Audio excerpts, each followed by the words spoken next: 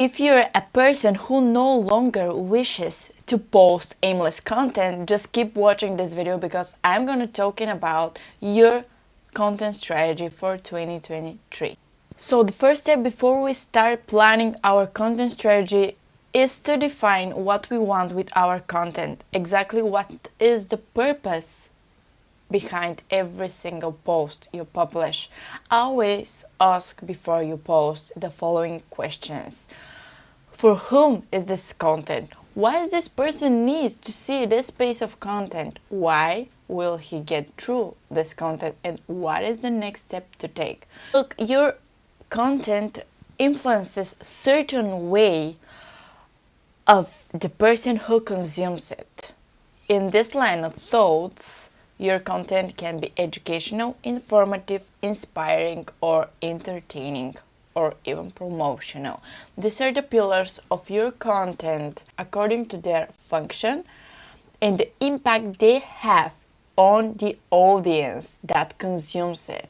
Regardless of what industry you're in, it's a good idea to have these 5 pillars presented in your content strategy. A lot of people make the mistake of using these pillars in the wrong proportion. I mean that, for example, in most of their extension is promotional. Not to mention that many of them do it in a wrong way and it looks really salesy and actually repels people instead of motivating them to buy the product. If you want to make a sale through our content, it doesn't happen with just a single post and does not happen all at once, but it is a process. In a few steps, the process looks like this. First, they need to see you. I mean, they have to learn about you somehow. And they have to like you. So you need to be attractive. Next step is to trust you. And finally, eventually, they can buy from you. And let's see now what is the way to connect functions of our content to each of the steps we just mentioned. In order to be seen, we need to make content that helps build new audiences. Let's think in that direction. Of course, that's why the Reels videos came about and they will help us, as well as educational carousels that are shareable and savable. Accordingly, if someone saves or shares our content, it gives a very good side of algorithm and it starts showing our content to other people. Here is about platforms like Instagram, Facebook, and TikTok. So think about how to make videos or other formats like a carousel or even single posts that people will want to save for later. So make forgettable posts and forgettable videos so they will need to save them. And we go to the next step, which is to like us. Here we have to think how we can make us more attractive. And we have to think what would appeal to our audience. Because let's be real, it doesn't matter what we like, actually.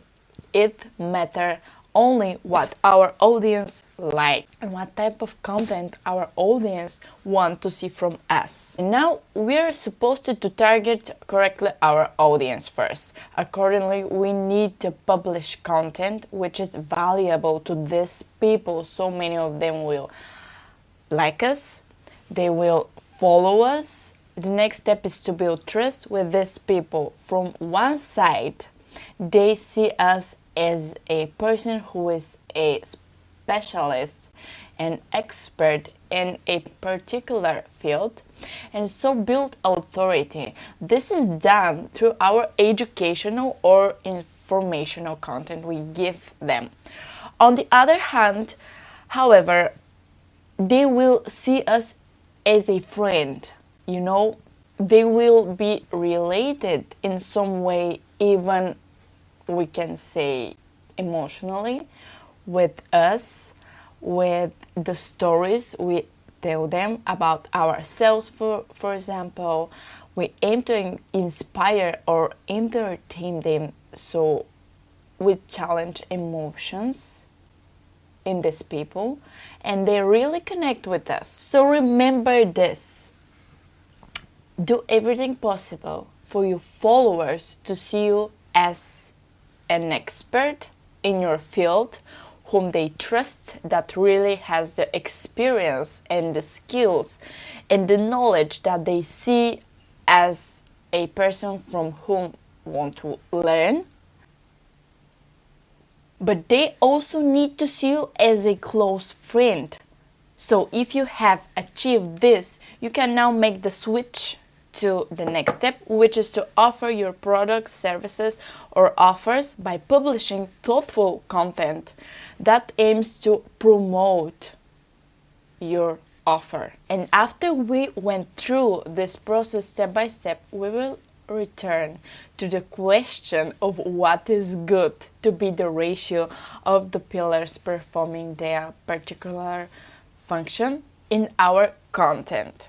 So for me, the best optimal ratio is maybe about 60% educational content, 20% inspirational, which can include anything for ourselves, our way of life behind the scenes, for example, outside our business, as well as during our business processes, the work like packing of shipments, if we have any business that is related to physical products, for example, or even here include some motivational quotes and thoughts. Some people separate personal content and inspirational, but I combine it in one. So as you wish, if you want, separate it. If you want, make it one, combine it. About 10% we can have entertainment.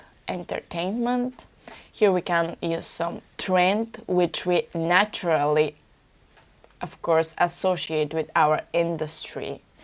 We should stick to our niche, our field of activity, and not to vie it with something that is totally different and has nothing to do with what we post usually, especially if we're a new account and we haven't yet grown so much. And the last 10% should be promotional, namely the content in which we will promote our products, services, offers, and so on. And this is some optimal option that I think really works very good for our content strategy. But of course, here again, things are very individual and everything should be done with testing, because as much as good to be this option, it does not mean that 100% will work for you all. And exactly, so it's very important to look out at our stats on social media platforms, and it all depends on our purpose in social media and what we want with our content, what we want with our account, what we want with our business. What is the message we want to deliver, or do we just want to accumulate fans and become superstars or something like this on social media, or our goal is to make sales? Okay, if that's the case, if you want to make sales, I should tell you that there is a misconception about followers. To make sales, you don't need to look so much for accumulating followers as surely as you need to watch how much revenue actually you make and how many transactions there are. Look for likes, because they are not equal to sales. And because our goal is to sell our products and services, and we have a lot of followers but little or no sales, as much as we like, it makes no sense to have a lot of followers if we don't actually achieve the goal we are chasing. In this case, we'll need to focus on our sales strategy and on our call to action, maybe, that leads people to the process of buying, because this is very important one. Here's a pro tip that I'm going to give you. Don't overdo it with your educational content. Whatever your strategy is, if you want to have more sales, try to make content for your potential customers, for your ideal client, and not content for your competitors, because in many cases exactly this happened. In fact, this may be exactly one of the reasons why you don't have enough sales. To avoid it, try to talk to your ideal client, talk about his problems and therefore how it can solve them through your product services. Find his hot button and after press it, make him see that you have a solution to his problem, but not solution, you have the best solution for his problem. Thank you for watching this video. If you want to see more on how to create content that sells, just watch this video. I will see you on the next episode, which is next Tuesday. Bye!